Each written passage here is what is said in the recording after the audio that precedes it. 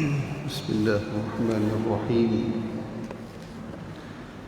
السلام عليكم ورحمة الله وبركاته. الحمد لله رب العالمين، والصلاة والسلام على أشرف الأنبياء والمرسلين سيدنا محمد وعلى آله وصحبه أجمعين. سبحانك لا نحصي ثناء عليك كما أثنيت على نفسك، فلك الحمد حتى ترضى، ولك الحمد إذا رضيت، ولك الحمد بعد الرضا، ولك الحمد دائما أبدا.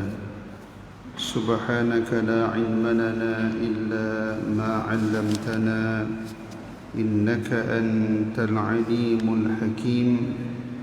ولا حول ولا قوة إلا بالله العلي العظيم.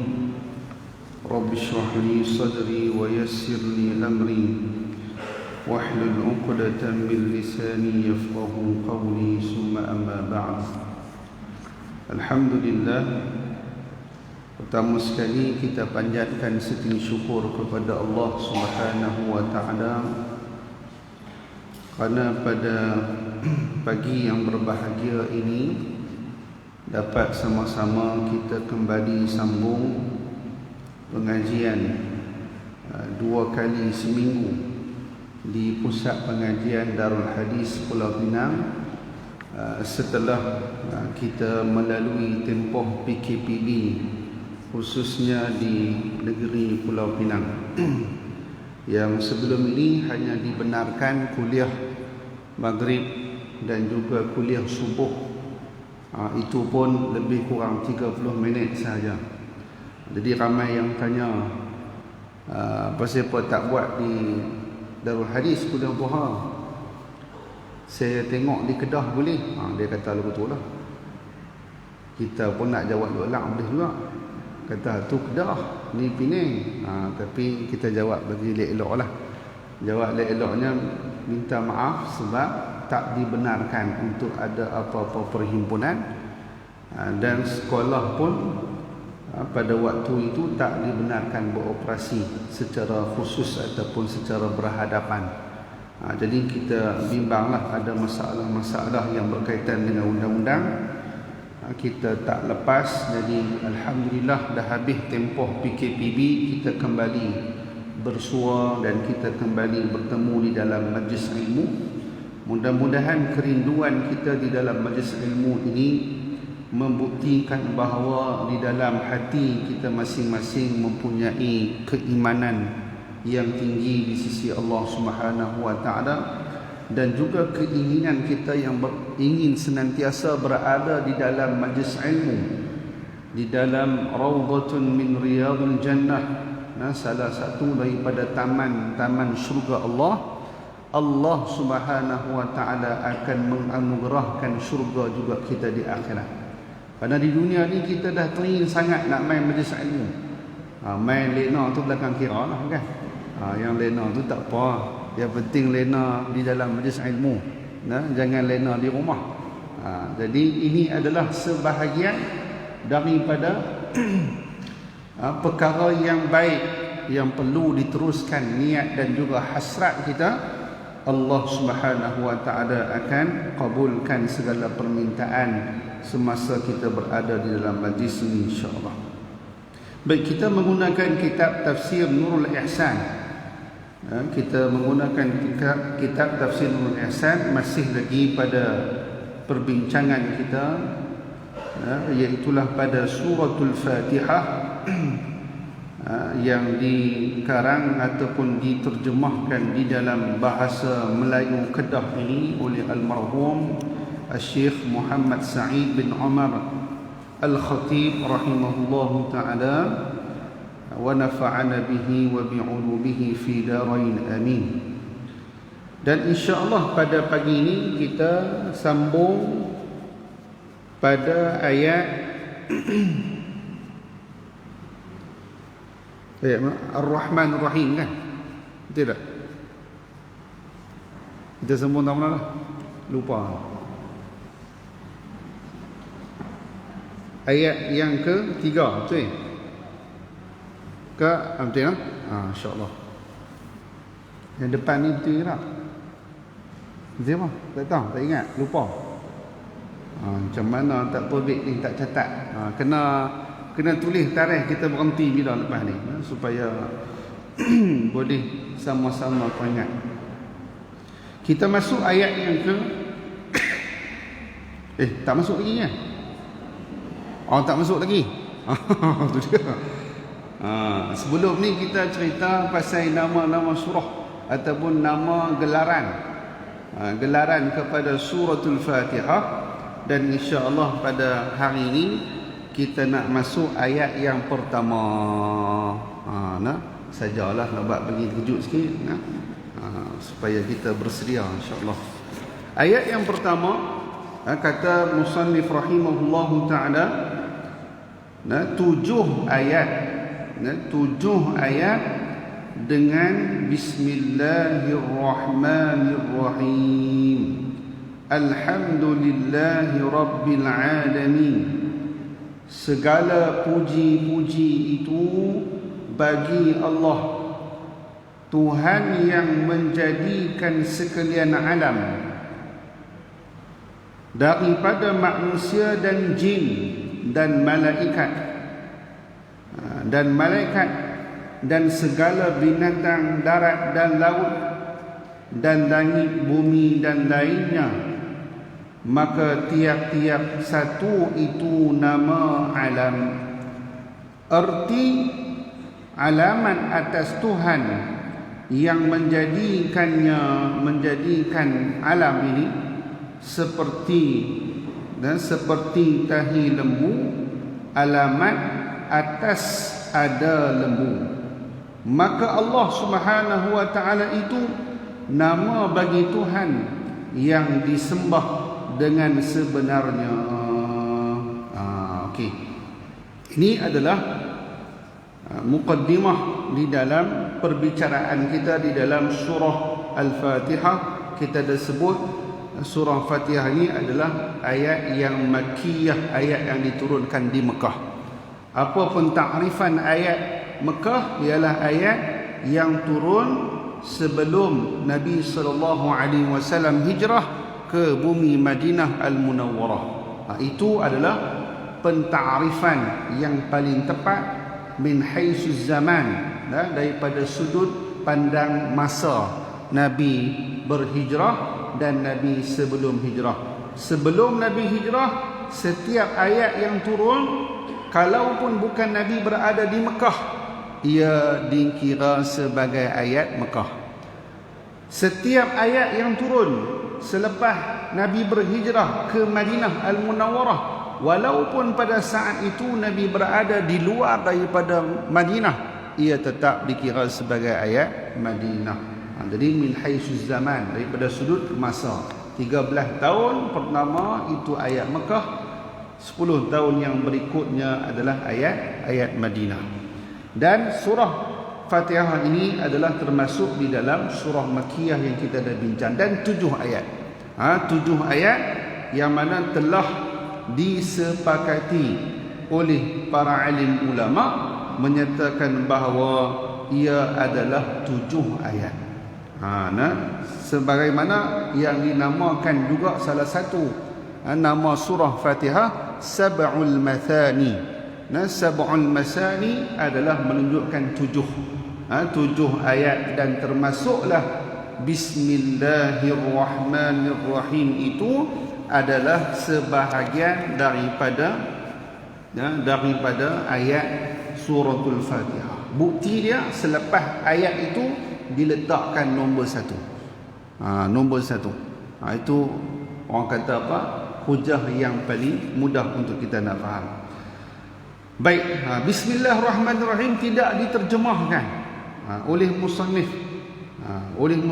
Kerana rata-rata di kalangan kita ni sudah mengetahui, dan bahkan dia akan hurai pula pada kalimah Ar-Rahman Ar-Rahim selepas daripada ini, iaitulah pada ayat yang ketiga secara umum.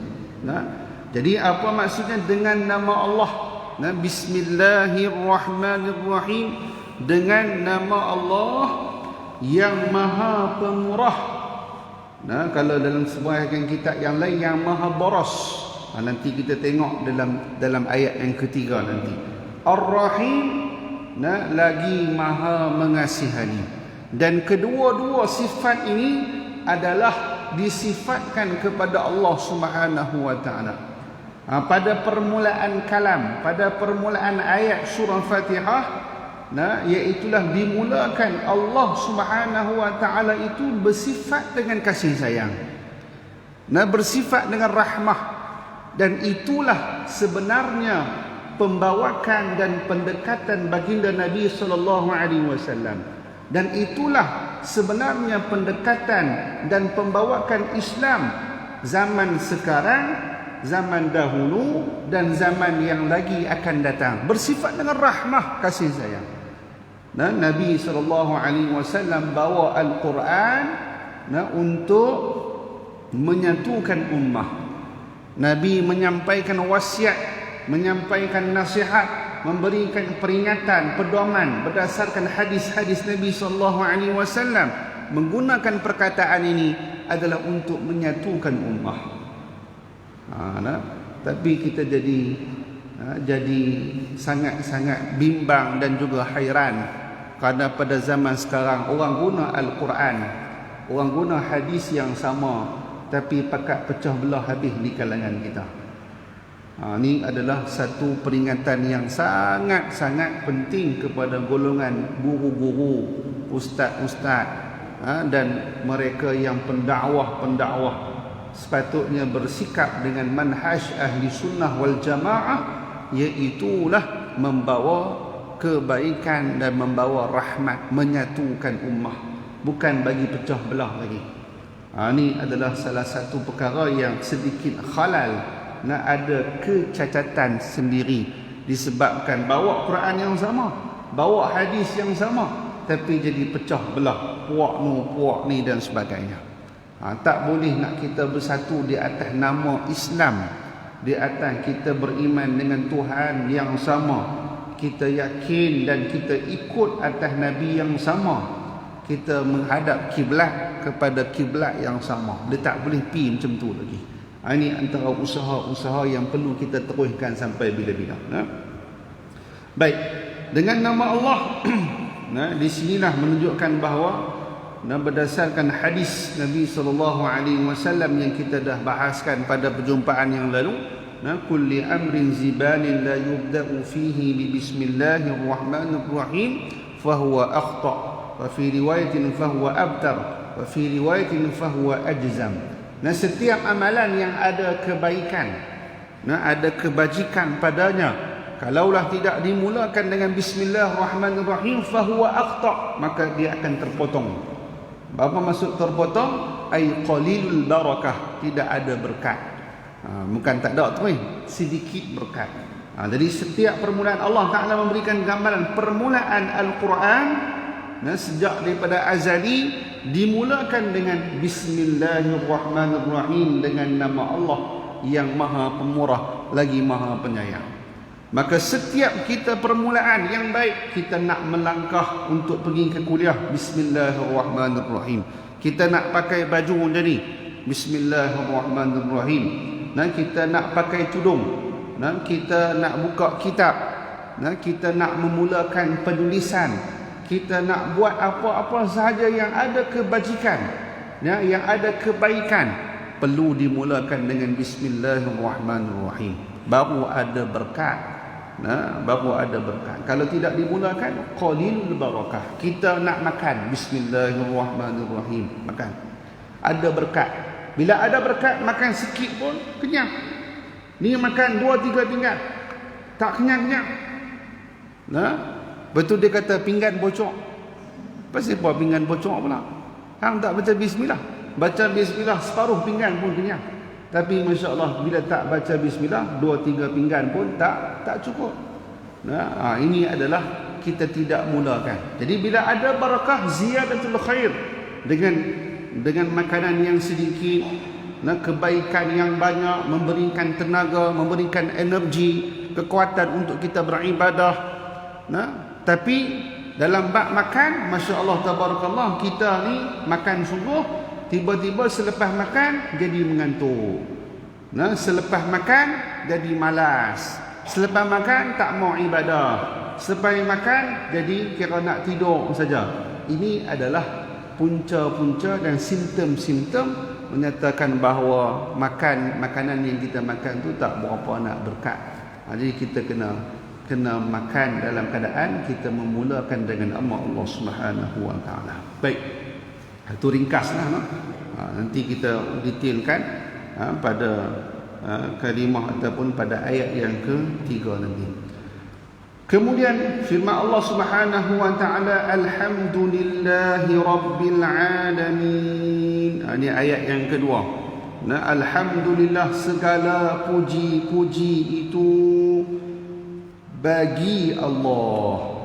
Segala puji-puji itu adalah bagi Allah. Maksudnya segala puji hanya sahaja bagi Allah Subhanahu Wa Taala. Alif lam lil jins, ini alif lam bagi jenis. Maksudnya banyak jenis puji bagi Allah Subhanahu Wa Taala yang kita belajar. Puji qadim bagi qadim, puji qadim bagi hadis, puji hadis bagi qadim, dan puji hadis bagi hadis. Ni benda apa pula Ustaz? Sakit pada.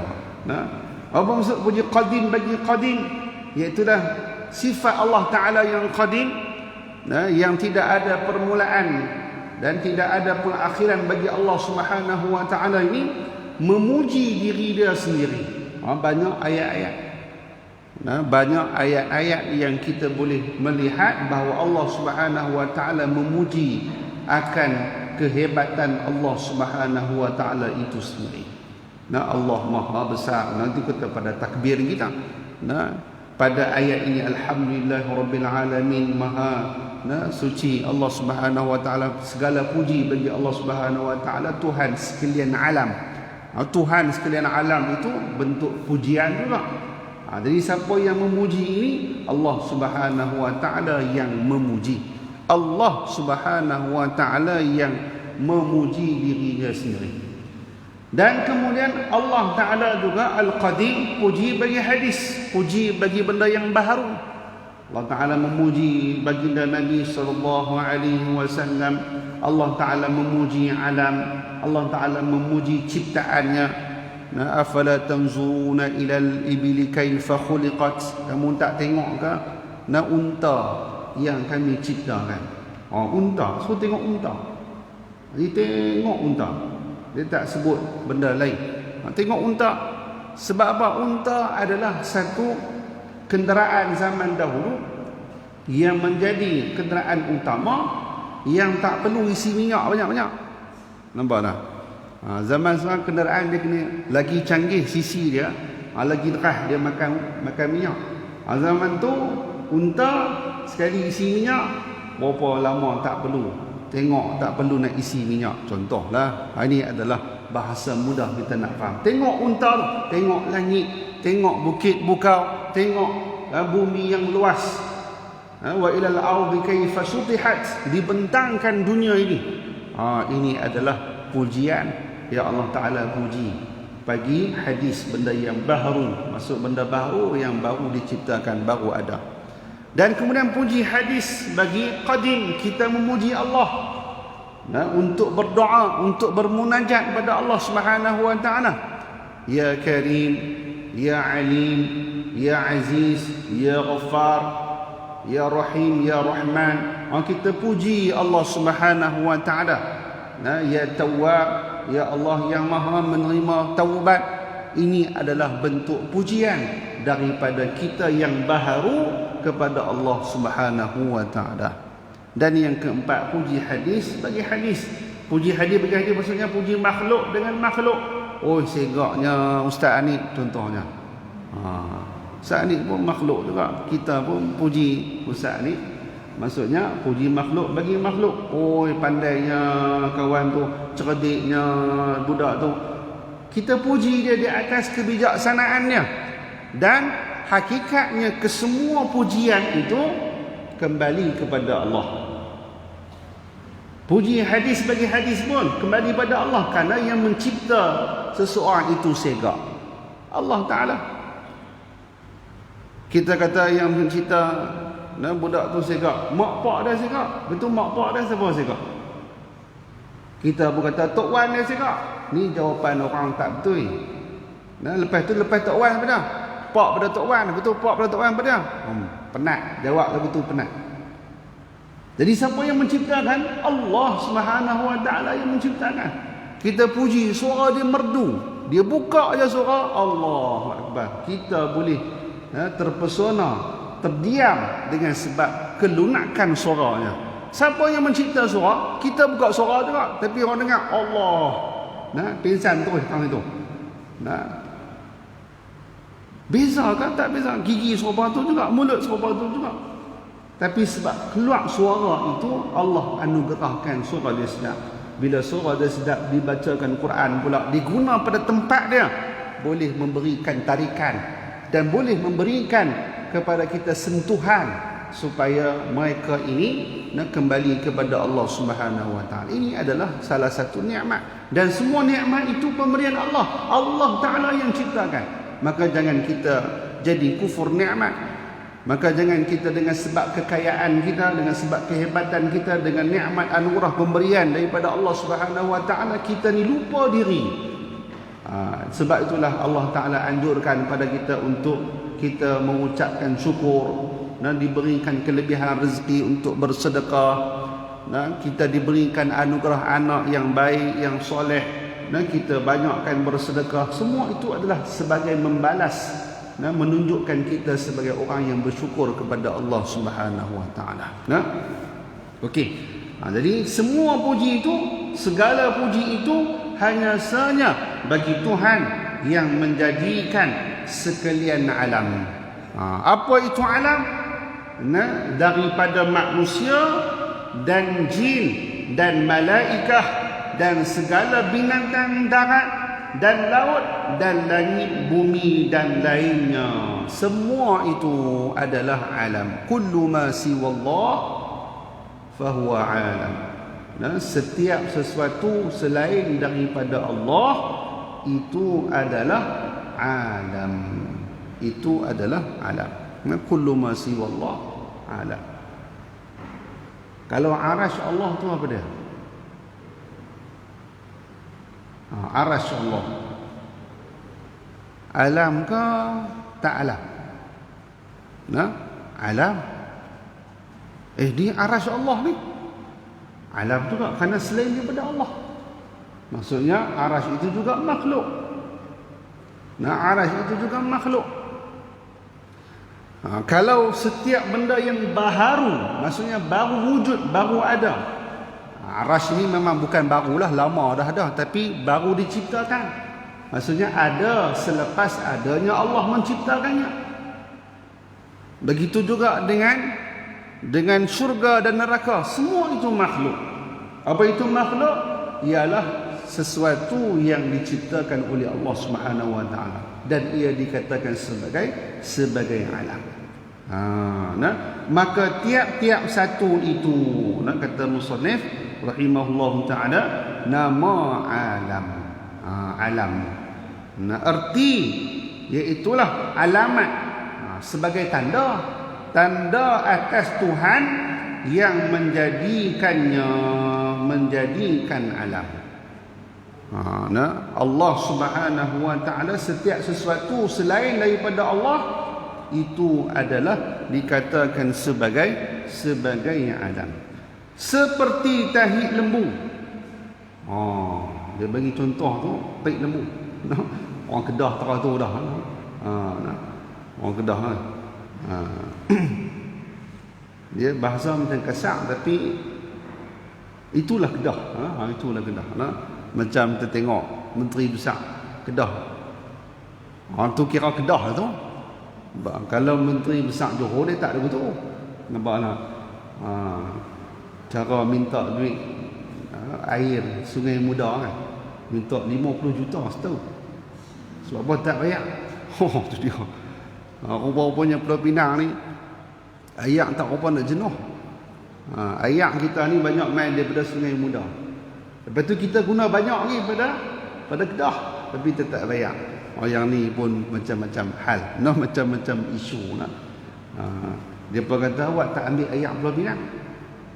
Air Sungai Kerih, awak tak ambil air tu? Jenuh juga kita air nak ambil sungai tu, jenuh nak saring, jenuh nak bagi jadi elok. Air tu dicemari dengan najis khinzir. Najis khinzir tu bahasa baik tu. Najis khinzir. Jenuh nak proses. Sampai ke Teluk, sampai ke Teluk Tawak tu. Dia punya muara tu sampai ke sana.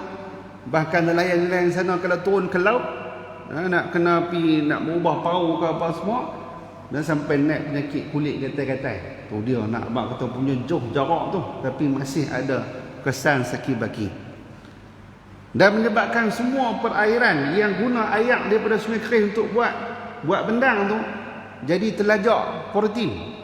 Terlajak protein sebab baja tu kuat sangat sampai tak boleh nak buah elok. Tu dia nak abang kata power tak power tight dia tu. Tapi masya-Allah kita pun jadi heran dengan sebab masih lagi dibenarkan lesen dan sebagainya. Cuma itu kita doalah ada penyelesaian yang terbaik kepada masalah ini, insya-Allah. Baik. Jadi seperti tahi lembu. Tahi lembu tu adalah alamat atas adanya lembu. Macam mana ada tahi? Sebab ada lembu yang berak. Mana boleh tahi itu ada sendiri? Dia kata, ni macam mana ada tahi lembu?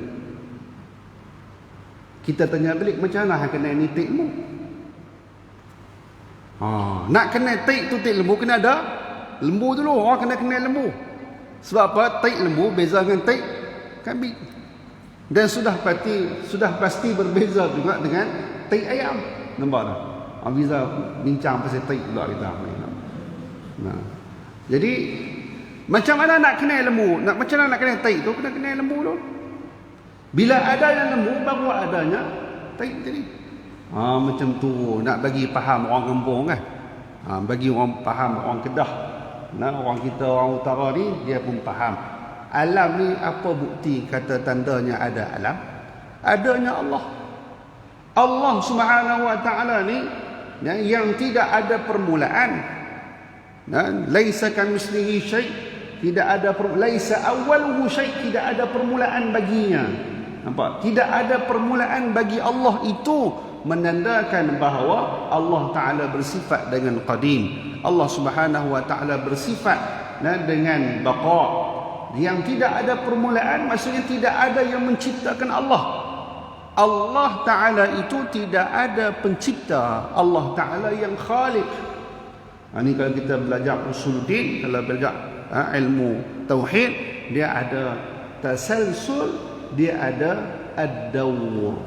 Yang tu kalau sebut ni pakai ketirak teruslah kita.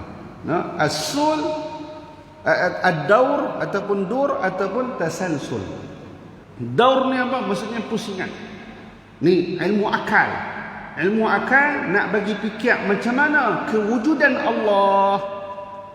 Macam contoh kita duk bincang tahi lembu dengan lembu tadi.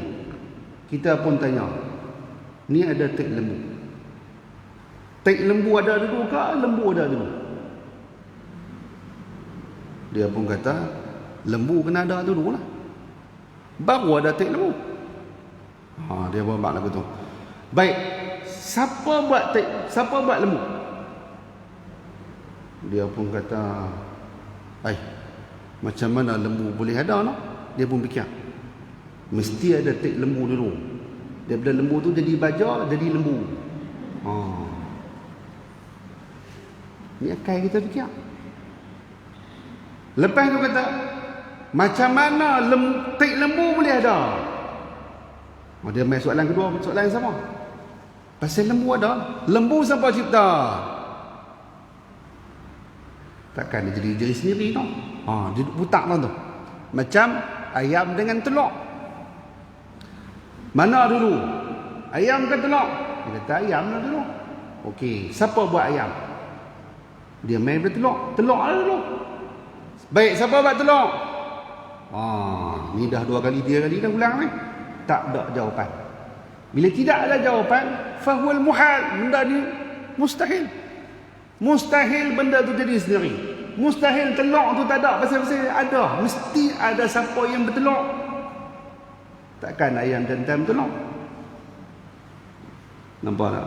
Takkan pula Zuhdi pergi bertelur. Mana boleh dia bertelur tu. Bila ada telur, pastinya ada ayam. Nampak? Di situnya bila ada ayam, pastinya ada yang mencipta alam. Tak mustahil adanya ayam itu dengan sendirinya. Maka siapakah penciptanya? Sudah pasti pencipta ini memiliki sifat muwasafat yang kamalat, yang sempurna, wal jamalat. Alamun ala zati al-wajib al-wujud al-mustahiq li jami' al-kamalat wal jamalat.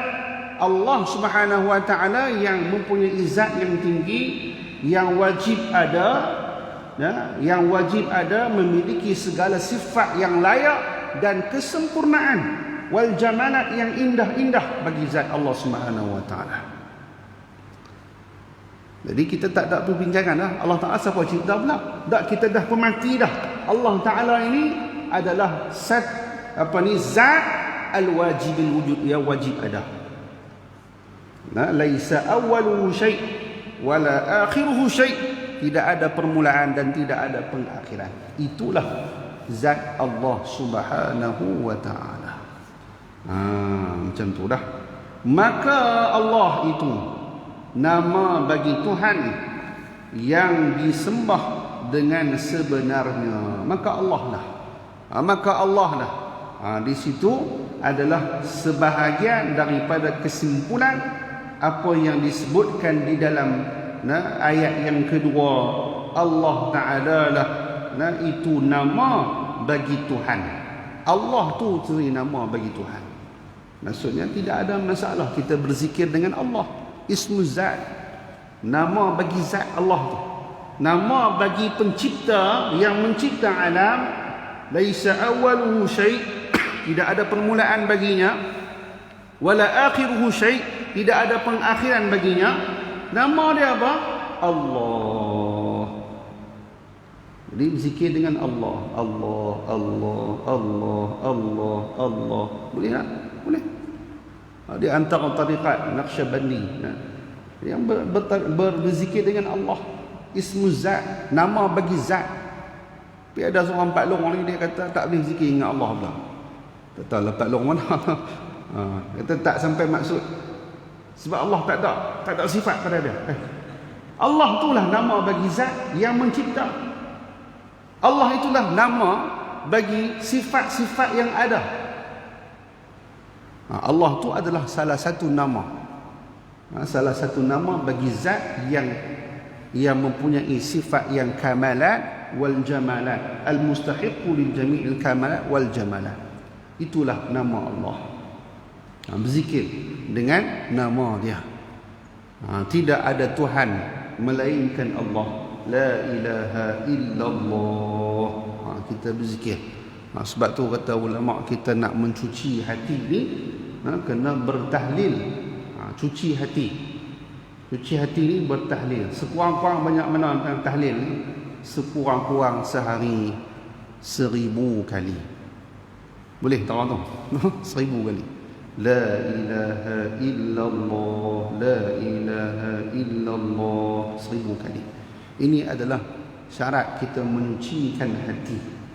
Sebab tu kalau sebahagian ulama-ulama yang beramal lepas sembahyang subuh tu, habis zikir yang warid selepas solat, terus afdalu zikri fa'lam annahu la ilaha illallah. 1000 terus. Sampai terbit matahari boleh sembahyang duha terus. Itu adalah zikir yang terbaik. 1000 kali. Bahkan disebutkan oleh Nabi SAW, siapa yang berzikir 1000 kali tahlil dalam keadaan dia ada wuduk, Allah Ta'ala murahkan rezeki dia. Di samping kita mengisbatkan, meletakkan kepujian tidak ada Tuhan selain Allah, Allah Ta'ala bagi murah rezeki. Ya, murah rezeki. Sebab apa? Kita yakin Allah Ta'ala pemberi rezeki. Ni bangun tidur lewat, bangun pun duk mengantuk lagi. Lepas tu tak sedap kekilapan. Allah kekilapan. Kata tak apalah, Tuhan Maha mengetahui. Dia pun kata Tuhan ampunkan dia sebab tak runya semua. Tapi bukan nak pergi gosok gigi, ambil semayang apa semayang tu siap-siap. Tak, dia pergi makan nasi goreng. Mak dia buat ataupun isteri dia buat apa-apa. Dia pergi makan nasi goreng dulu. Tak malunya dengan Allah, kamu dah bangun lewat tak semayang subuh, tiba-tiba kamu pergi makan rezeki daripada Allah. Tak malunya kita. Sebab itu bagi orang yang tidak berzikir ni, hati dia ni gelap. Hati dia ni jadi tidak ada rasa sensitif dengan apa-apa yang berlaku di sekeliling dia. Sebab apa? Hati dia kotor. Bila hati ni kotor, susah nak ingat Allah. Wa iza tuliyat ayatuhu, bila dibacakan ayat, bila dibacakan ayat akan mengalir air mata, akan menyebabkan dia ni rasa insaf, rasa gerun, rasa gementar. Sebab apa? Disebabkan hati bersih. Ni baca 30 juzuk duk macam tu, jin kelupok lah. Nampak? Jin baca ayat kursi kelupok lah. Kita tak kelupok duk begitu. Nak abang kata jin teruk lagi, kita teruk lagi. Masya Allah, jin tu dengar ayat Quran tu, dia kelupok, tak boleh pergi. Sebab apa? Dia kacau manusia. Ni kita tak, saya tak pandai lah bab-bab tu. Tapi nak kita, apa yang kita tengok tu, nak abang kata jin, kita ambil istifadah daripada apa yang kita tengok tu. Jin pun dia rasa gementar dengan ayat Al-Quran. Tapi kita duk baca Yasin boleh sambil-sambil tidur, lena serong-serong tidak. Sebab apa? Hati kita tak bersih. Hati kita tak bersih. Kena banyakkan berzikir kepada Allah Subhanahu Wa Taala sekurang-kurangnya 1000 kali. InsyaAllah bersih hati. Bila bersihnya hati ni, setiap bukan kata setiap perkataan, setiap perbuatan kita sudah mampu memberi contoh teladan kepada mereka yang berada di sekeliling kita. Tak perlu bercakap banyak. Lihat contoh Nabi kita, Nabi SAW, perkataan yang boleh direkod. Perkataan yang boleh direkod menunjukkan Nabi tidak bercakap banyak. Nabi tidak bercakap banyak. Kalau sidang parlimen, rekod juga tu. Sehari sidang parlimen berapa puluh ribu perkataan. Tapi apa penyelesaian? Tak selesai-selesai. Itu dia. Dalam Sahih Bukhari 7275 hadis. Boleh menyelesaikan semua masalah ummah. Nampaklah. 7275 hadis, lebih kurang. Dalam Sahih Muslim banyak sikit. Tapi hadis bila buka balik, kita gabungkan kutubus sittah, kutubus sab'ah kan, itu hadis yang berulang-ulang dengan sirah yang berbeza sahaja, berlaku khilaf pada perawi. Dan kalau kita boleh rekod balik, macam mustahil Nabi 23 tahun menjadi Rasul, Nabi bercakap banyak ni. Menunjukkan bahawa Nabi ni adalah bercakap sedikit, cakap pendek, dan cakap yang tidak banyak yang direkodkan. Itu dah bercampur dengan perkataan, dengan perbuatan, dengan ikrar dia punya Rasulullah SAW. Dah campur tiga dah. Boleh direkodkan, menunjukkan Nabi orang bukan cakap banyak. Maksudnya Nabi lebih berdakwah dengan qudwatul hasanah, qudwah hasanah, dengan akhlak Nabi yang baik. Itulah Rasulullah SAW. Tapi kita hari ini susah nak jadikan macam tu. Susah nak buat macam tu. Kita terpaksa cakap banyak. Tapi bila orang yang bercakap banyak ni, dia ada satu satu benda yang ancaman, lima taquluna ma la taf'alun, kamu cakap sesuatu di atas apa yang kamu tidak lakukan. Maksudnya apa kefahaman daripada ayat Quran itu adalah bercakap dengan perbuatan itu jauh lebih berkesan daripada bercakap dengan lisan. Bisa dengar tak bercakap dengan perbuatan? Tak bisa dengar kan? Itulah percakapan yang lebih sampai ke lubuk hati. Sebab tu kalau seorang guru dia nak mendidik anak-anak dia, anak-anak murid dia, anak murid tu kena duduk dengan dia. Anak murid tu kena duduk dengan dia. Baru boleh mengalir segala ilmu dan mengalir segala adab dan perwatakannya. Baru, dan itulah kita tengok sunnah ulama-ulama dahulu. Bukan setahun dua belajar, tetapi sampai bermukim, bermusafir sekali, bertahun-tahun sembahyang berjemaah sekali. Dan itulah yang dilakukan oleh ulama-ulama yang ditarbiyah, yang dididik oleh guru-guru sebelumnya. Begitulah juga keadaan Rasulullah SAW yang senantiasa menerima pendidikan dan juga tarbiyah daripada Sayyidina Jibril alaihi salam, yang senantiasa memandu Rasulullah SAW, walaupun dari sudut afdaliyah, dari sudut kedudukan Nabi lebih tinggi, tapi Allah Ta'ala nak ajar inilah sikap ataupun pembawaan sebagai seorang murid dan juga seorang guru. Perlu ada bimbingan, perlu ada mursyid. Jadi Masya Allah, inilah yang perlu dilakukan setiap di kalangan kita, supaya kita bercakap dengan perbuatan. Insya Allah anak-anak kita pun jadi elok. Kita hari ni bangkit pagi ceramah, hang pasal apa bangkit lambat, hang pasal apa gitu gini apa semua, dia pun tengok mak bangkit lambat. Apa nak? Pasal apa ni hang cakap lebih kurang dengan aku, hang tak ingat ke aku ni yang lahir ke hang? Anak dia fikir, mak pun cakap lebih kurang dengan pak. Dia tak abang, cuma dia memberontak. Tapi kita tak pernah nasihat lagu tu, kita tak pernah marah lagu tu. Kita cakap elok dengan suami kita, suami kita pun cakap elok dengan isteri, cakap baik-baik. Alah apa benda tak puas hati pun depan anak-anak, tak gaduh depan anak-anak. Tumbuk dalam bilik dia. Nampak tak? Tumbuk apa dalam bilik tu tahu lah. Dia wrestling ke apa ke tak tahu kan. Nak abang kata benda tak puas hati tu tak dizahirkan. Cakap elok, kita ada mak ayah, kita pun cakap baik-baik dengan mak ayah kita. Menyebabkan anak kita ni jadi contoh teladan.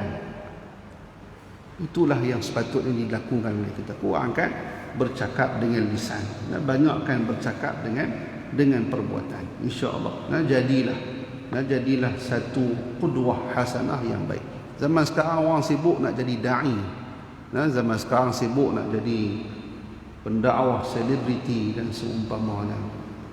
Bimbang juga bimbang, belum sampai tahap dia. Segi fitnah, duk cabul orang tu, rogol orang ni, penat kita nak jawab.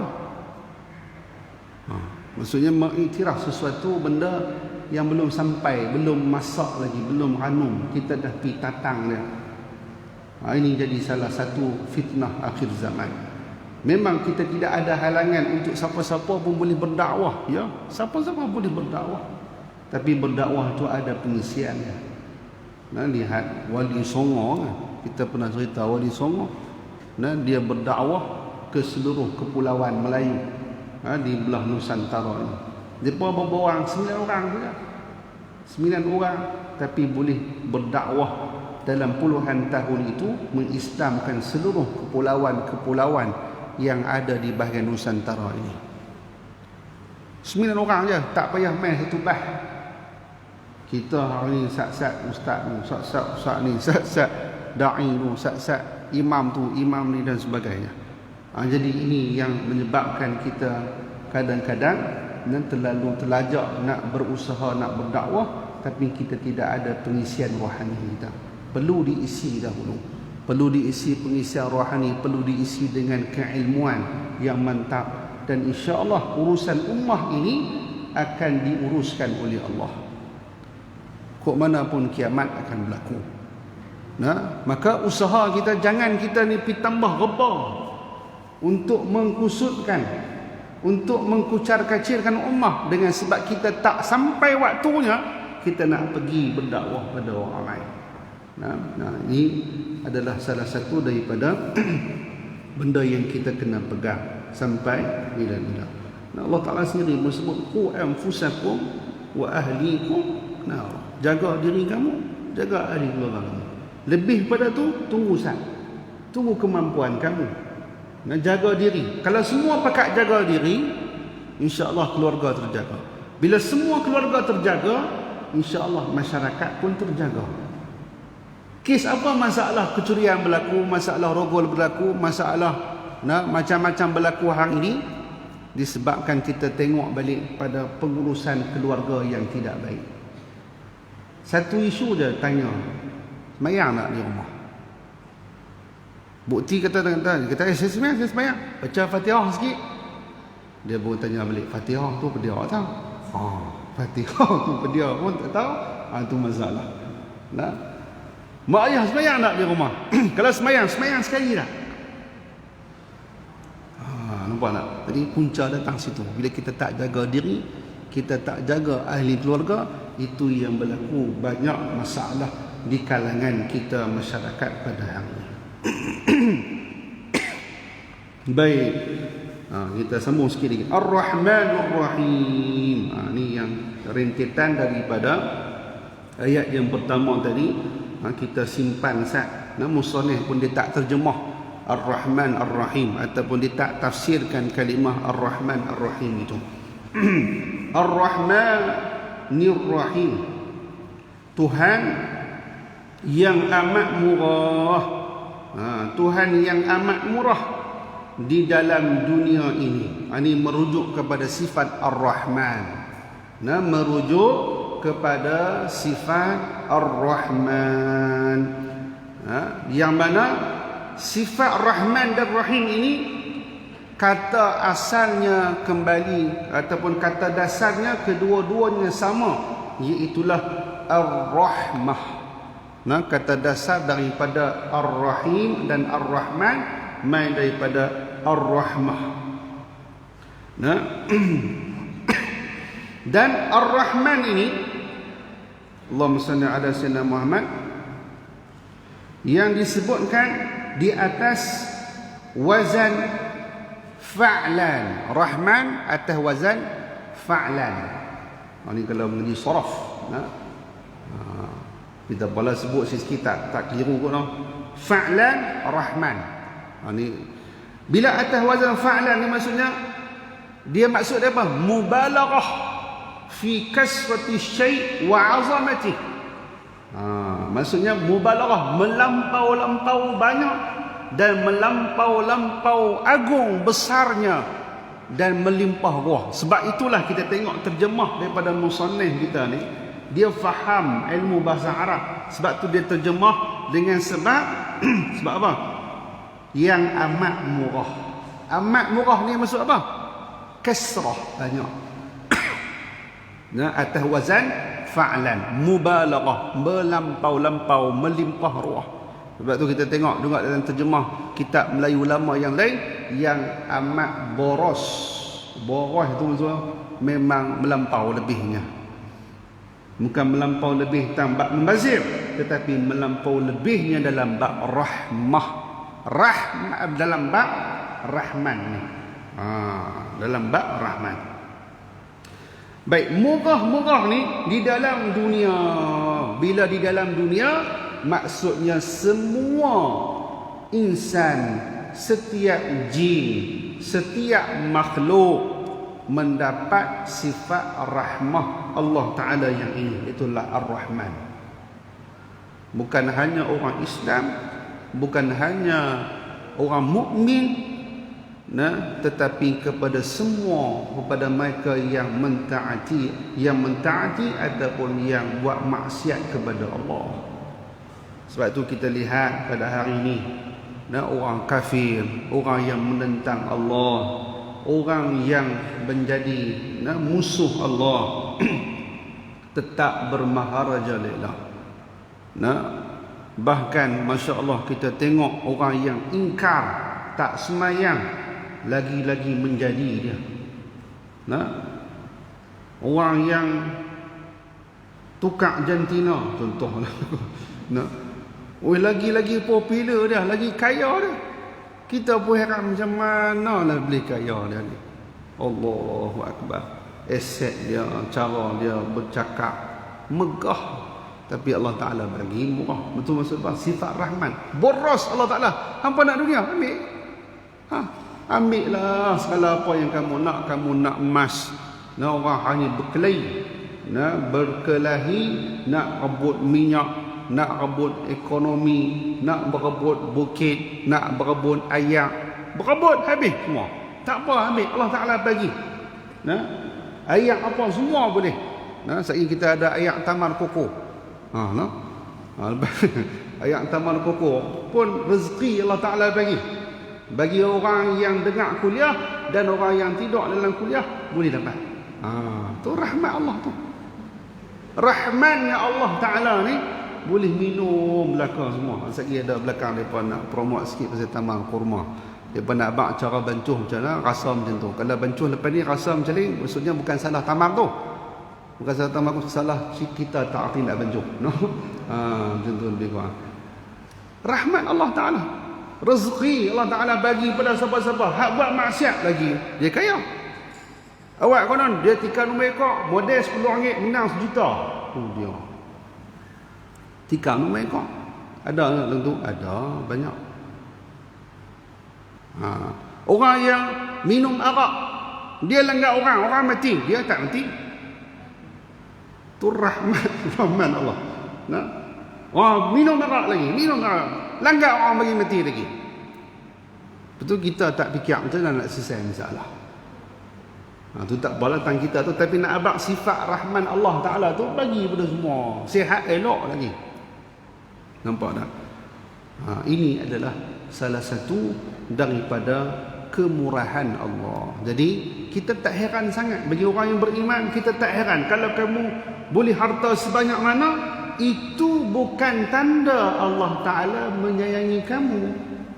Ingat tuan-tuan dan puan yang dirahmati oleh Allah, anak-anak kita pun sama di hadapan ni. Kita boleh harta, boleh kekayaan, boleh nama, kemasyhuran, itu bukan tanda Allah Ta'ala sayang pada kita. Maksudnya sebab apa? Ar-Rahman, Allah Ta'ala bagi semua. Adakah kita tengok orang yang buat maksiat, dia berniaga laku, itu menandakan Allah Ta'ala sayang pada dia? Fir'aun jauh lebih hebat. Bukan kata kaya, mengaku Tuhan terus. Tak pernah sakit dia. Tak pernah sakit. Namrudnya dengan Hamannya dengan Qarun. Hari ini, walaupun kisah Qarun ini berlaku pada zaman Nabi Musa sebelum kelahiran Nabi, kita dengan Nabi pun 1400 tahun lebih, 14,000 tahun sebelumnya, mana-mana jumpa pun harta Qarun juga. Nak bak kata banyak harta dia. Jumpa di Pulau Pinang pun harta Qarun juga. Qarun punya harta. Kaya dia. Tapi adakah itu menandakan kaya dia Allah Ta'ala sayang? Tidak. Jadi ingatlah bahawa kekayaan itu bukan tanda kita ni disayangi oleh Allah. Apa maksud tanda kita disayangi oleh Allah? Allah Ta'ala tolong kita, bantu kita untuk mengingatinya. Itulah tanda Allah Ta'ala sayang kita. Sebab tu kita diminta doa selepas semayang. Allahumma inni ala zikrika wa syukrika wa husni ibadatik. Ini Nabi ajarkan doa ini. Ya Allah, tolong bantu aku. Allahumma inni ala zikrika, untuk mengingatimu ya Allah. Ingat kepada kamu. Maksudnya ingat kepada Allah ni pada zikir lah. Kalau sehari itu kita tak berzikir, dia jadi susah sikit lah.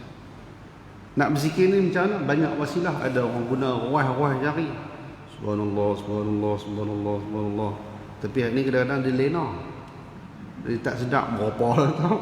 Ulang balik. Ada setengah dia guna tu cincin. Itu pun bagus tu. Beli cincin subhanallah, subhanallah, subhanallah. Bukan minta tekan dia tu. tu buat tunjuk sebelah. Wih, 4,000 dah. Nah. Abang kata dia zikir 4,000 dah hari tu.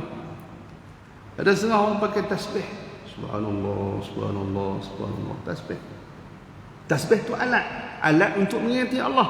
Sebab tu kita minta doa, Allahumma inni ala zikrika wa syukrika wa husni ibadatik. Dia alat. Bila alat tu punca utama untuk kita berzikir kepada Allah. Kalau hilang tasbih, dia jadi gelisah. Ya Allah, manalah tasbih aku nak berzikir. Menunjukkan bahawa hati dia tu dekat dengan Allah. Ni hilang tasbih, tak apalah, tak ada apa. Baguslah juga hilang tasbih, tak payah zikir. Cuba hilang handphone tengok. Ni binatang ni. Saja bila sebut binatang. Ni hilang handphone ni. Ya Allah, gelisah, habis tak tahu nak buat apa. Bukan kata hilang kadang-kadang tu, tertinggal, duk bawa kereta dah nak main ke kuliah ni. La ilah, tertinggal, gelisah nak pergi siapa telefon ke, benda menteri telefon ke, macam mana ke. Duk gelisah dah. Nampak?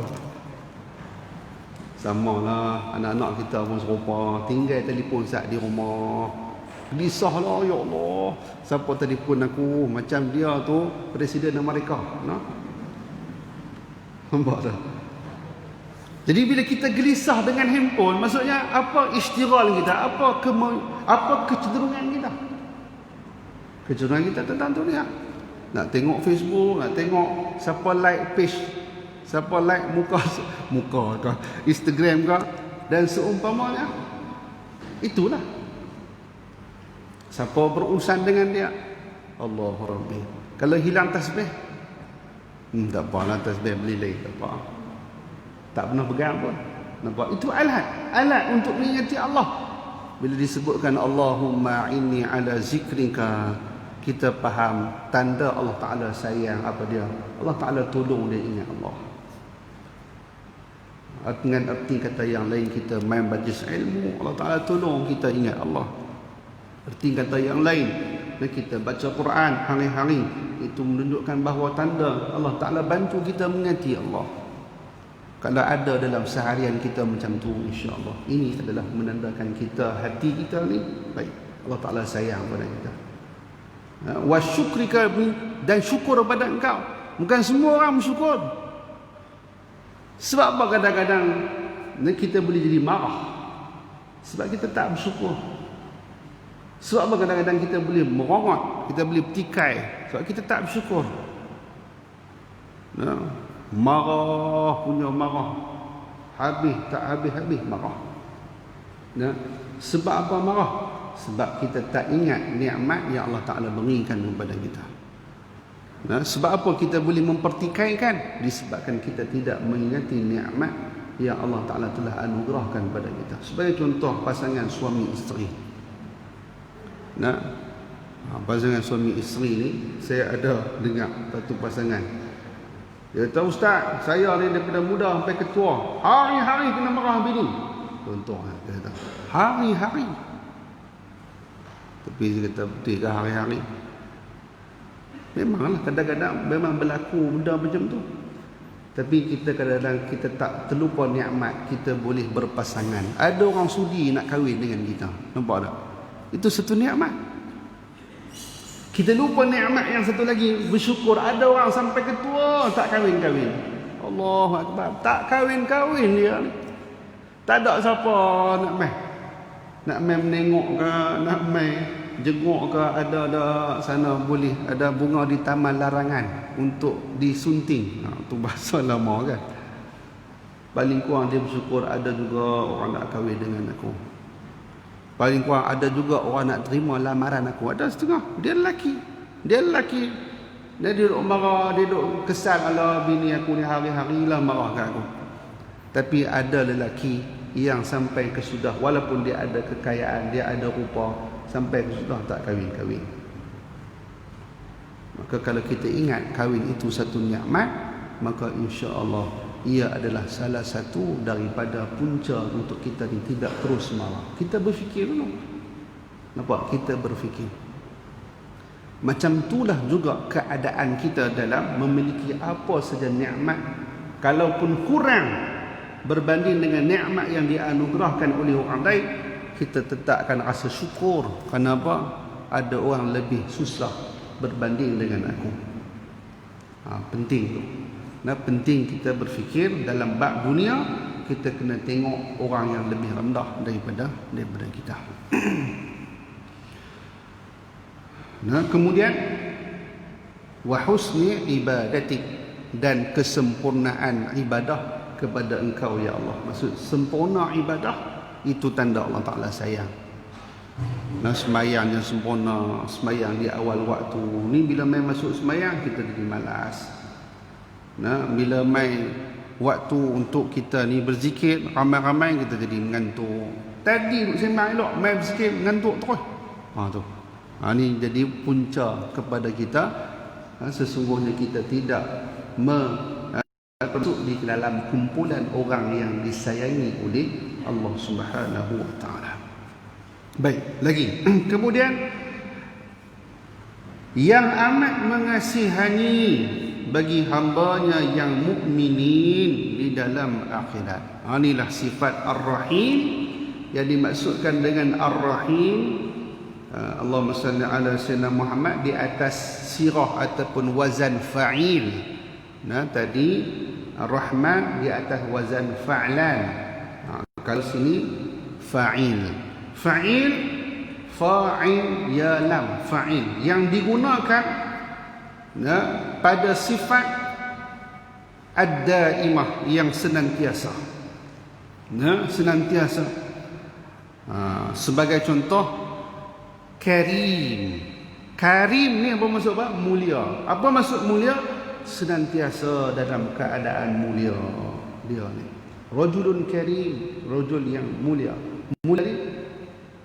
Mulia selama-lamanya. Allah Subhanahu wa taala bersifat dengan Rahim selama-lamanya, dan diterjemahkan kasih sayang Allah Subhanahu wa taala ni yang mengasihani bagi hambanya yang mukminin di dalam akhirat. Nampak? Di dalam negeri akhirat nanti, iaitulah di syurga Allah Subhanahu wa taala. Itulah terjemahnya sifat rahim Allah kepada orang-orang yang beriman. Maksudnya dia khusus. Yang diterjemahkan oleh ulama-ulama yang lain, Ar-Rahman Al-Mun'imu bidaqaiqiha. Al-Mun'imu bi jalailiha. Memberi nikmat yang seluas-luasnya, sebesar-besarnya. Kalau Ar-Rahim Al-Mun'imu bidaqaiqiha, yang memberi nikmat kepada mereka yang khusus-khusus, yang tertentu-tertentu, yang detail, tak diberikan kepada semua. Maksudnya apa yang hari ini orang boleh dapat, semua orang boleh dapat, nikmat duit, kekayaan, kemasyhuran, kehebatan dan sebagainya, itu bukan nikmat yang bersifat daqaiq, yang detail-detail, yang khusus-khusus. Apakah nikmat yang detail dan khusus dan yang terpilih? Iaitulah mendapat syurga Allah. Kita mohon pada Allah, mudah-mudahan kita masuk syurga Allah tanpa hisab. Inilah permintaan dan inilah yang kita inginkan, masuk syurga tanpa hisab. Dan melalui titik yang sirat itu, tanpa kita ini tersangkut di mana-mana. Ini adalah salah satu daripada kurniaan dan juga nikmat yang sangat besar di sisi Allah Subhanahu wa taala kepada kita umat Islam. Jadi kita yang pada hari ini, dunia yang duduk sekarang ini, janganlah kita merasa kerdil, kerana kita ni mendapat ihsan dan juga mendapat rahmat daripada Allah. Dengan kasih sayang Allah ni lah kita boleh masuk syurga, boleh meraih kasih sayang Allah. Banyak kan kisah-kisah yang kita dengar. Ada seorang wanita, ada dalam Sahih Bukhari disebutkan seorang lelaki, dan Sahih Bukhari disebutkan seorang lelaki yang dia sedang minum air, di tepi telaga, tiba-tiba dia lihat ada anjing yang menunjukkan reaksinya sedang dahaga. Maka Masya Allah, dia pun ambil bekas dan berikan anjing tu minum. Anjing dalam mazhab Syafi'i ni najis yang mughalladhah. Kita jumpa anjing, kita nak jauh, sama ada dia ligan kita ataupun kita nak elak daripada kena samak tu, nak kena sertu pula. Jadi dia satu binatang yang bagi kita ditinggalkan, dijauhkan. Tapi dengan sebab laki tadi ni rasa ihsan, ni dapat ayak ni, bagi minum. Bagi minum itu Allah Ta'ala sangat seronok, gembira dengan perbuatan lelaki tadi yang memberi minum kepada binatang. Maka dengan sebab itu Allah Ta'ala memasukkan dia ke dalam syurga Allah. Nak raih rahmat Allah tu, kita hari ini bagi makan kucing, bela kucing. Ada orang tak suka bela kucing, tak apalah, mungkin dia Allah, dia asma. Kalau tak bela kucing, bela ayam. Masa bagi tu rasa kasih sayang. Aku bela ni paling kurang ada jugalah aku bersedekah. Nampaklah. Sebab tu kalau kita tengok pendidikan yang baik adalah pendidikan kita membentuk anak-anak kita ni dengan memelihara binatang. Pelihara binatang, bagi kenal erti kehidupan. Erti kehidupan ni maksud apa? Bagi dia ni rasa, oh dia ni binatang, kita kena bagi makan. Bila bagi makan, rasa dia makan tu dia kenyang dan seronok berlari dengan pantas, gembira. Itu adalah salah satu bentuk terapi. Yang saya ada baca satu artikel yang kalau di Jepun, pendidikan mereka bukan sistem sekolah macam kita hari ni, ada pemeriksaan, ada umur dari satu dah masuk kelas, kemudian kena ligan dapat nombor 1 baru dikatakan cerdik, hang nombor 10, nombor 20 hang ni bodoh, contohnya tu. Dia akan jadi macam tu kan. Sifat kita ni rasa aku lebih hebat sebab aku nombor 1, hang nombor 2, hang tak hebat. Aku hebat sebab aku seorang macam tu. Tapi apa yang saya difahamkan, kalau di Jepun dia tak macam tu. Umur rendah ni dia lebih kepada kemahiran hidup dan suasana dia dengan alam. Suasana dengan alam, dia bermain dengan binatang, dia berhubung dengan alam. Sebab tu kita difahamkan kalau di Jepun. Saya tak bisa sampai Jepun lagi. Biar ada orang sampai Jepun dan dia cerita kepada kita. Nanti habis PKP ni kita pergi Jepun ramai-ramai. Kita tengok Islam, itulah perwatakan Islam bersih. Ustaz Shah Rizal, sahabat saya, dia kata dia bisa pergi Jepun. Dia bukan nak pergi buka Darul Hadis kat sana, tapi nak pergi tengok sistem pendidikan. Dia pergi sekolah apa? Sekolah tadika. Kalau nak kita pasti, nak kita di inilah taski ke apa kau semua ni tadika. Umur tadika 6 tahun ke bawah. Dia pergi sekolah tu, dia heran, tak ada tong sampah. Tak ada tong sampah. Kita fikir apa? Bila tak ada tong sampah, kita akan fikir, oi belemuih yang sekolah tu. Ada tong sampah pun belemuih. Nampak tak? Tambah kalau tak ada tong sampah, habis lingkup berkacang habis. Dia kata yang heran dia tak ada tong sampah, tak kotak pula. Oh tu dia. Dia ajar apa? Sampah ni simpan, buh dalam poket, simpan, buh dalam beg, balik buang di rumah. Anak-anak kita boleh buat macam tu. Simpan buh dalam beg, habis balik selama 2 bulan, baru balik buang di rumah. Nah. Oh, 2 bulan punya sampah mak oi, ni dah buang di rumah. Sistem tu. Dia ajak bersih. Masa tepati masa pukul 9. Nampak tak? Tapi tak berlaku pada kita yang majoriti orang Islam. Itu sistem pendidikan yang kita kena kaji. Sebab tu melihat alam adalah sebahagian daripada tanda seseorang itu nak meraih iman dan tadabbur dia kepada Allah. Dan kita pun insya-Allah dalam usaha nak buat kolam ikan. Buat bola ikan, kita nak bela ikan dalam tu, bukan bela orang tak boleh bela ikan dalam kolam. Supaya bila kita tengok lu terapi pada kita, tengok keindahan alam, bila bagi makan, dia berebut untuk makan, dan itu semua adalah salah satu daripada hubung kait kita dengan alam. Bila hubung kait dengan alam ni menyebabkan kita ada rasa rahmah, kasih sayang.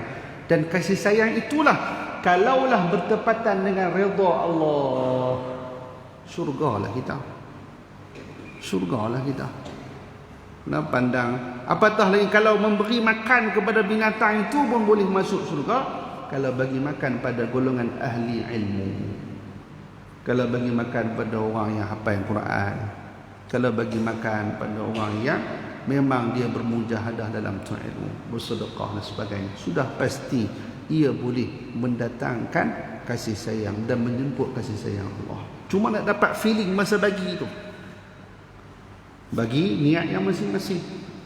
Di atas rasa tanggungjawab, melihat kesusahan orang, melihat penderitaan orang, melihat penderitaan binatang, diberi itu dengan rasa syukurnya aku pada Allah. Allah Ta'ala bagi aku lebih nikmat sikit, ni nak kongsi dengan binatang, nak kongsi dengan haiwan, nak kongsi dengan orang. Dengan cara itulah akan menjemputnya kasih sayang Allah. Yang ni kita kena pupuk sifat rahmat, kerana banyak yang terbukti Allah Ta'ala memasukkan sesuatu itu ke dalam syurga dengan rahmat Allah. Kalau dengan ilmu kita, jauh dah. Kalau dengan amalan kita, jauh juga.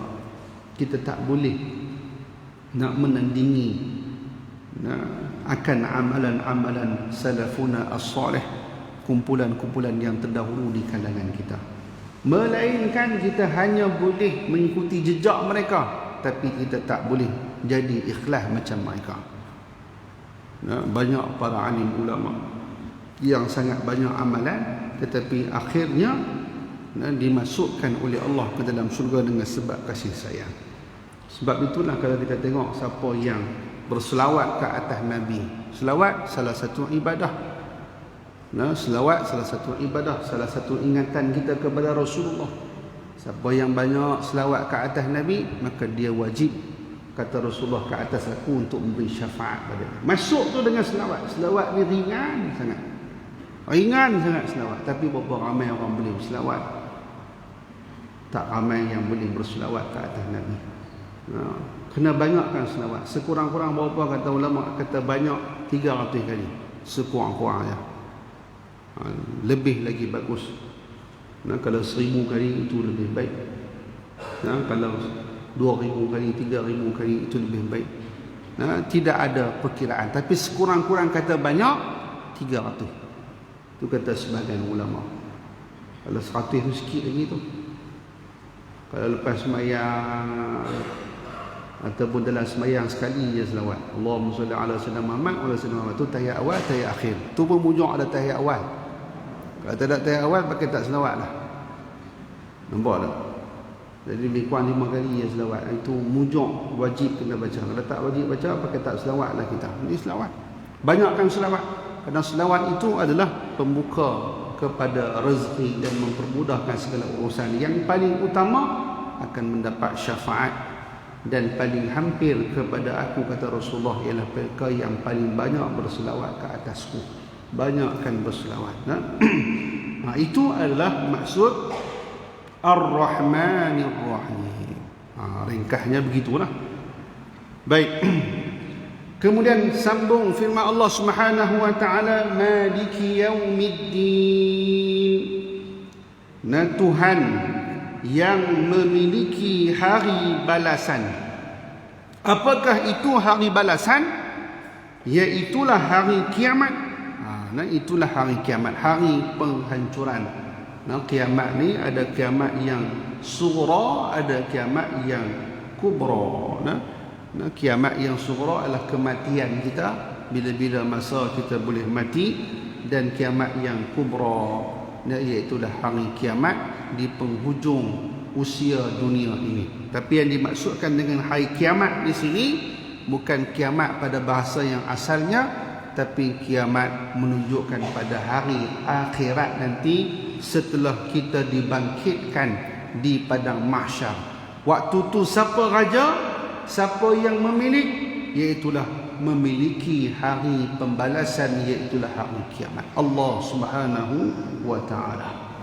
Allah Subhanahu wa taala inilah yang memiliki bahkan raja pada sekalian alam. Itu dah disebut pada ayat yang kedua tadi. Tapi nak mentakkidkan lagi, nak mengukuhkan lagi, kerana di atas dunia ni masing-masing mendakwa dia adalah pemerintah, dia adalah berkuasa.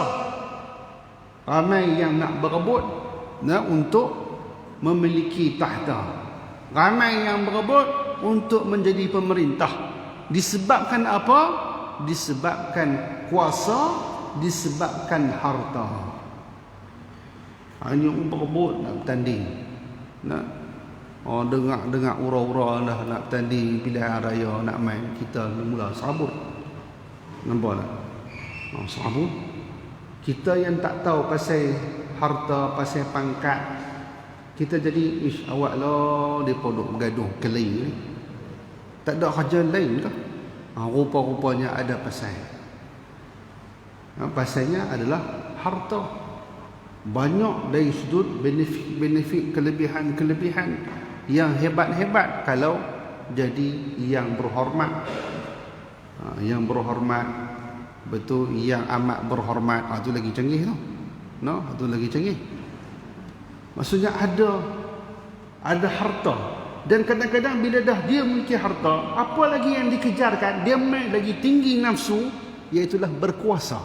Dia nak rasa kuasa. Aku walaupun dah ada aset bilion, dah ada pendapatan bulanan juta, anak apa lagi? Buat apa lagi kuasa? Duduk sengap-sengap sudah lah. Tapi sebab apa dia duduk? Nak pi juga dalam era politik ini? Sebab dia nak berkuasa. Nampak? Di atas dunia semua orang nak berkuasa. Sebab apa? Ada power, aku boleh buat apa saja. Sebab tu orang duduk berebut. Saya baru ni diterangkan tentang pendapatan. Kita jadi gerun. Rupanya pasal ni dah orang duduk berebut. Pasal ni lah orang duduk berebut. Sebab apa? Pendapatan yang sangat maha dahsyat. Ada seorang adun ni, dia jadi adun beberapa penggan, tapi tak pernah di peringkat menteri. Tak pernah peringkat menteri. Pendapatan bulanan dia ni pencen dah 22,000. Pencen jadi adun beberapa penggan dan adun kerajaan lah. Saya tak mahu abang siapa lah, abang mesti kenal berapa orang dekat adun ni. 22,000. Allahu Akbar. Difahamkan juga setiap kali pilihan raya 5 tahun perintah dah dapat 1 pencen. Dia ambil kali kedua adun, habis 5 tahun dapat lagi 1 pencen. 2 pencen dah. Kalau 4 kali jadi 20 tahun jadi adun, 4 kali pencen. Tu dia ni kerja apa ni? Tu tak mau 22,000 sebulan. Tapi nak tu lah. Nak apa lagi tu tak kira hak jadi parlimen. Ni baru adun. Adun ni kira pekak punya lah. Baru adun. Tu tak kira adun plus esko. Tak kira parlimen plus menteri. Nampak? Allahu Akbar. Pasal itu orang duk berebut. Pasal itu orang bila dah berebut, bulan-bulan berebut nak apa? Nak harta. Berebut nak harta. Lepas dah ada harta, apa lagi hang nak? Hang pergi melingkup biar lah. Biar bila orang perintah lain pula, bagi orang muda-muda pula. Dia duduk tengok hak tua beruban atas bawah. Orang tu lah perintah tu kan. Bagi orang lain pula. Pasal apa dia nak lagi? Tak, bukan pasal itu, pasal harta dia dah. Dia dah habis dah nafsu harta ni. Dia makan tak ada dah. Tapi dia nak apa? Kuasa. Nampak tak? Kuasa tu nafsu. Dan semua orang hari nak pada kuasa tu. Mai hari kiamat Allah Ta'ala sebut Maliki Yaumiddin. Tidak ada siapa yang berkuasa, yang memerintah, melainkan aku saja, kata Allah. Ini siapa yang nak mengaku dia menteri besar? Siapa yang dia nak mengaku dia ni jadi pemerintah? Mainlah hari ini. Ini adalah salah satu peringatan yang Allah Ta'ala nak berikan pada kita. Kerana tiada memilik padanya pada hari kiamat itu melainkan Allah semata-mata. Kita hari ini apa-apa jawatan yang hebat pun tidak akan mampu menandingi kehebatan dan kekuasaan Allah. Dan adapun pada dunia, maka zahir ada memilik raja-raja. Banyak raja, banyaknya pemerintah, sultan dan sebagainya. Itu tak apalah kalau kena dengan cara dia memerintah, itu satu kedudukan yang tinggi. Kan Allah Ta'ala sebut sab'atun, 7 golongan yang diberikan perlindungan di akhirat nanti. Tidak ada perlindungan yang dapat melainkan 7 golongan ini. Siapa mula-mula? Al-Imamul Adil, pemerintah yang adil. Nampak tadi dia bagi satu ancaman. Tapi kalau buat betul-betul yang amanah, Al-Imamul Adil, dia seorang orang kumpulan yang pertama akan mendapat naungan daripada naungan Allah di padang mahsyar. Di saat orang lain tak dapat, dia seorang-seorang dapat. Tu antara hebat, antara tinggi kedudukan dengan Allah, ataupun dia menjadi orang yang paling hina di sisi Allah, pemimpin. Jadi bukan senang nak jadi pemimpin. Dan kita doakan satu hari nanti kita mendapat pemimpin yang adil. Maksudnya dalam isu pemerintahan ini juga penting, tapi hati-hati bagi mereka yang tidak cukup kekuatan dari sudut ilmunya, dari sudut amalannya, dari sudut keikhlasannya, jangan kita terbiang pergi ke pemerintahan. Kenapa? Ia sangat terdedah untuk melakukan kejahatan dan benda-benda yang kemurkaan. Sangat-sangat terdedah. Allahumma salli ala sayyidina Muhammad. Maka pada hakikatnya tiada yang memiliki dunia dan akhirat melainkan Allah semata-mata. Ini adalah salah satu daripada apa yang disebutkan oleh Allah Subhanahu wa taala kepada kita. Ini kena faham. Maliki yaumiddin, ad-din itu adalah merujuk kepada hari pembalasan. Ini terjemah siap-siap. Terjemah, din itu bukan agama, tapi din adalah tafsirannya hari pembalasan. Jadi kita faham kitab tafsir ni, dia bukan terjemah, tapi dia tolong menafsirkan siap-siap kepada kita. Jangan pula dalam kitab yang lain bila buh ad-din, kita pun terjemah hari balasan ataupun balasan.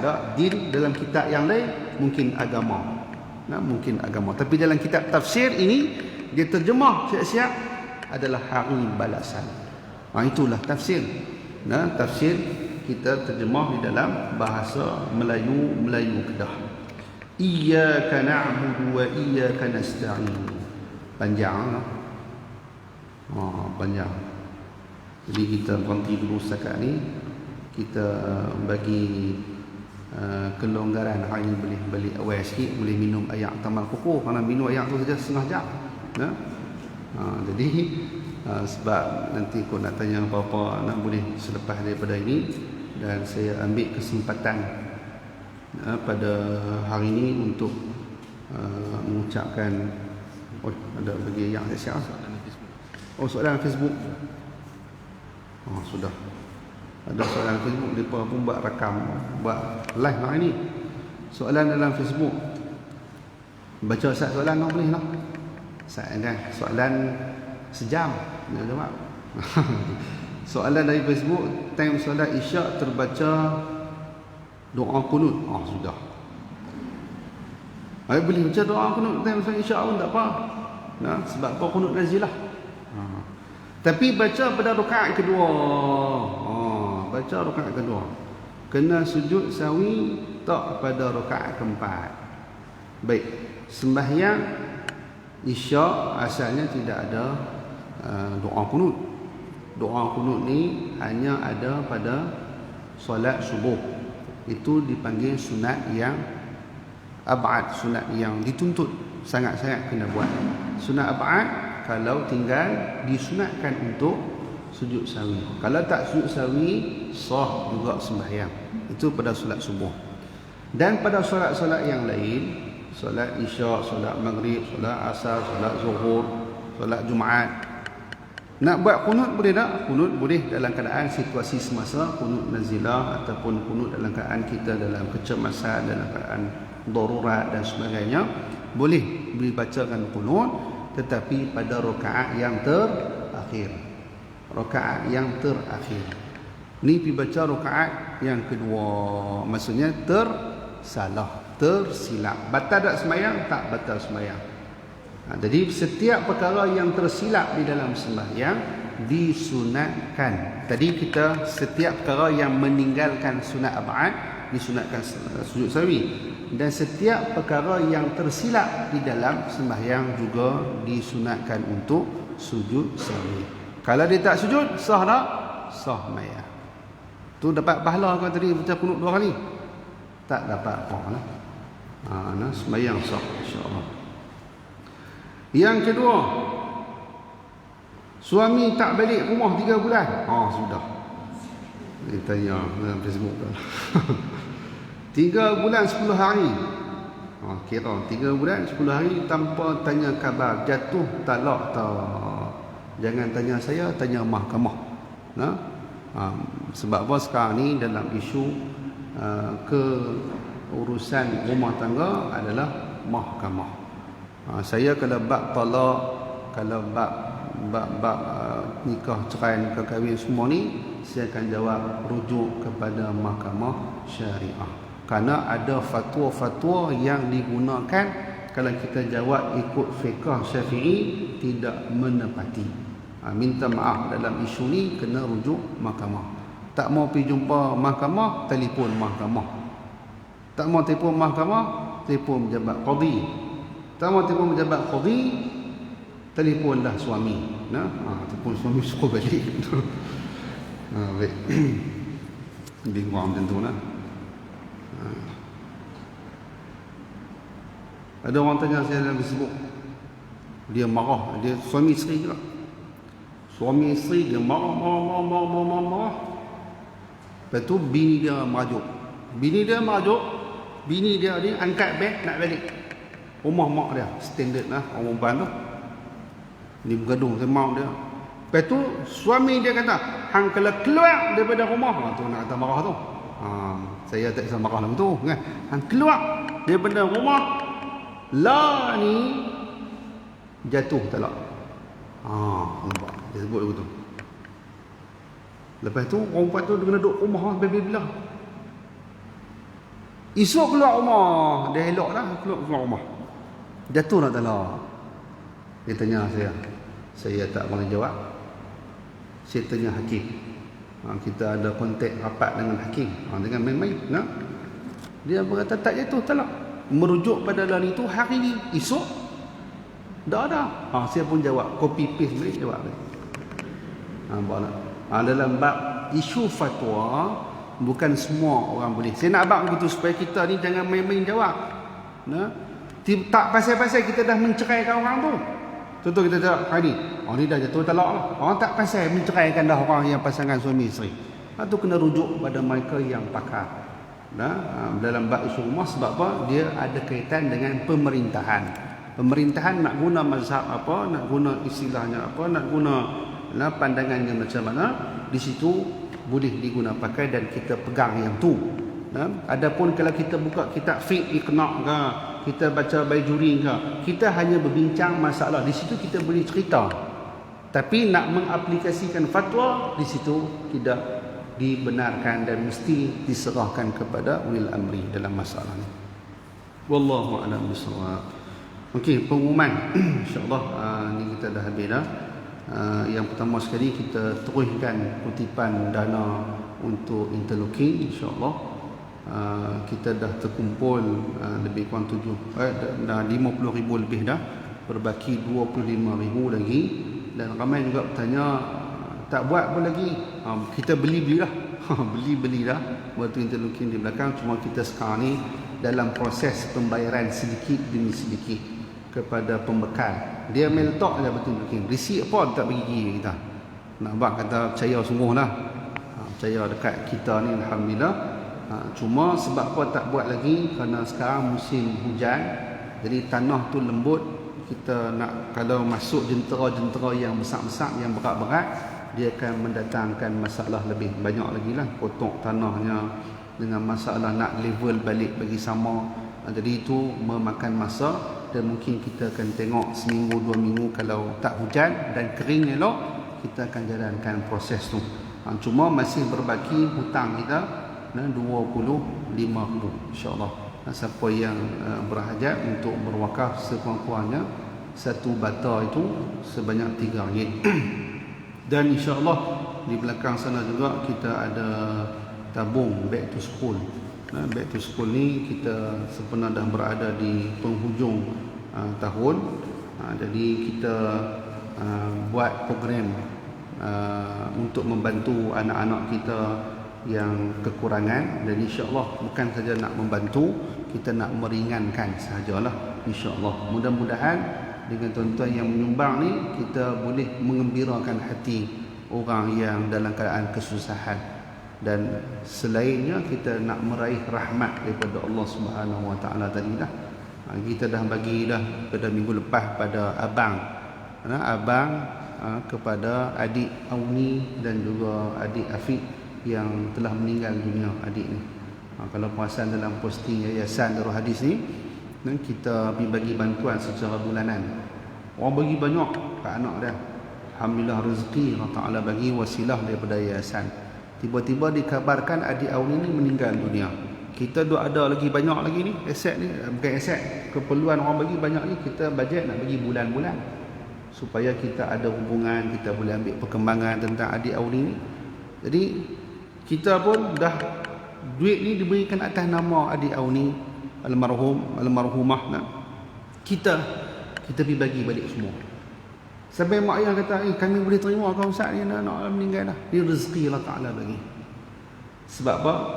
Diberikan atas nama ni, inilah menunjukkan kemuliaan Allah kepada kita mak ayah yang memiliki anak yang istimewa. Bukan dia tunggu kita di syurga, tapi dia bagi dah syafaat siap-siap atas dunia ni, dah ringankan beban kita, dah ringankan kita punya rezeki kita insya-Allah. Lepas tu dia pula bagi kat kita balik sedekah. Tu terpulanglah, dah jadi hak milik kepada mak dan ayah dia ni, dan kemudian dia pulang balik. Tapi ada anak 2 orang lagi dia, yang sulung dan yang nombor 2, kita pergi bawa beg bagi kat dia untuk dia kembali ke sekolah terbaik. Jadi ini adalah usaha-usaha kebajikan kita. Kita ada pendidikan dan kita ada kebajikan. Dua-dua ni lubuk pahala kan. Pendidikan kita melahirkan aset, sumber manusia yang hebat pada masa yang akan datang. Kebajikan kita cuba nak mengasihi, nak menyantuni orang-orang lain. Kita nak cuba buat benda ni supaya ia bukan berlaku hanya di kalangan ahli politik. Dulu nak abang lagu tu, kok mana pusing pun pergi kat ahli politik lah. Yang mana bila musim belian raya barulah nampak berah. Barulah nampak. Kita tak mau macam tu. Kita nak terus menerus buat benda ni supaya menjadi contoh pada orang ramai, dan kita sama-sama buat pahala insya-Allah. Di belakang sana juga kita ada kalender tahun 2021. Jadi boleh menyumbang sebanyak mana yang boleh sumbang. Ambil percuma saja. Tapi modal RM2 mahal lah ni. Tapi kalau tak sumbang banyak pun modal RM2 cantik lah. Jadi dia ambil lah, tapi itu adalah percuma, boleh disebar-sebarkan untuk sebaran umum atas nama Yayasan Darul Hadis Al-Filfilaniyah. Dan sebelum akhir ada di hujung tahun ni kita nak bayar zakat kan. Kadang-kadang kita nak bayar zakat untuk rebit cukai pendapatan tahunan, boleh dengan Darul Hadis insya-Allah. Kalau bukan kita, anak-anak kita yang nak buat rebit cukai boleh. Cuma ada zakat yang kadang-kadang kita zakat emas. Zakat emas, hari ni emas dikhabarkan dah turun sampai RM238 kemarin, harga kemarin. Hari ni tak tahu lah, kot naik balik ke macam mana. 1 gram 238. Cuma macam mana kita nak kira zakat emas ni, kalau siapa-siapa simpan di rumah 85 gram. 85 gram wajib bayar zakat. Setahun untuk tahun tu lah. Tapi kalau dia pakai 165 gram ke atas, kalau 165 gram ke bawah tak wajib bayar zakat. Pergi timbang balik no. Timbang balik. Kalau dia pakai gelang apa dekat 1 kilo, yang tu kena bayar zakat. Dia kata saya pakai. Kalau pakai tak kena bayar zakat. Tak, kalau pakai lebih 165 gram kena bayar zakat juga. Tapi maksudnya kalau pakai cincin sebentuk, subang sebentuk, kalau loket sebentuk tu tak lebih kot. Tapi kalau lebih kena bayar zakat semasa kira hitung balik dan boleh bayar 2.5% daripada tersebut. Wallahu a'lam. Itu sahaja yang saya sampaikan. Dan yang terakhir, insya-Allah di belakang sana ada kios Al-Haddad yang ada jualan juga dan juga tester ayam. Ni saya tester dulu boleh tak? Bismillahirrahmanirrahim. Sedap tak? Sedap dan sejuk. InsyaAllah boleh tester di belakang. InsyaAllah mudah-mudahan murahlah rezeki mereka yang mai hari ini untuk berniaga mencari rezeki yang halal, satu ibadah. Dan kita doakan dipermudahkan perniagaan, dan bila dah ada rezeki lebih boleh membantu orang yang susah, insyaAllah. Aqulu qawli hadza wa astaghfirullahal azim li wa lakum. Assalamualaikum warahmatullahi wabarakatuh. Bismillahirrahmanirrahim. Alhamdulillah rabbil alamin, hamdan yuwafi ni'amahu wa yukafi'u mazidah. Ya rabbana lakal hamdu kama yanbaghi lana liwajhika wa 'azimi sultanik. Allahumma faqihna fid din wa 'allimna ta'wil. Allahumma hdina wa hdi qaumana fa innana la na'lamun. Rabbana atina fid dunya hasanah wa fil akhirati hasanah wa qina azaban nar. Sallallahu ala sayyidina Muhammad wa ala alihi wa sahbihi wa baraka wa sallam. Alhamdulillahi rabbil alamin.